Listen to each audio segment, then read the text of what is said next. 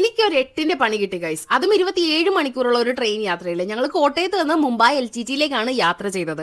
വെളുപ്പിന് 3:30 ട്രെയിൻ. അതുകൊണ്ട് തന്നെ ഫുഡൊന്നും പാക്ക് ചെയ്തെടുക്കാനുള്ള ഒരു സാഹചര്യം ഉണ്ടായിരുന്നില്ല. അങ്ങനെ ഞങ്ങൾ കോഴിക്കോട് എത്തിയപ്പോൾ ബ്രേക്ക്ഫാസ്റ്റ് മേടിച്ചു, അപ്പവും പുളിച്ച കടലക്കറിയും.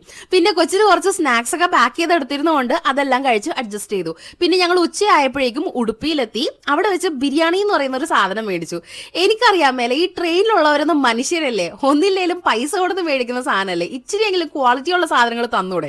അങ്ങനെ ഞാൻ ഡിന്നറെങ്കിലും മര്യാദക്ക് കഴിക്കണം എന്ന് കരുതി ഏതെങ്കിലും ഫുഡ് ഡെലിവറിംഗ് ആപ്ലിക്കേഷനിൽ കയറി ഓർഡർ ചെയ്യാന്ന് കരുതി. സ്വിഗ്ഗിയിലും സൊമാറ്റോയിലൊക്കെ നോക്കിയപ്പോൾ 1-2 മണിക്കൂർ മുന്നേ ഓർഡർ ചെയ്യണമായിരുന്നു എന്നാ കാണിച്ചേ. അതെനിക്ക് അറിയത്തില്ലായിരുന്നു, അതെന്റെ തെറ്റ്.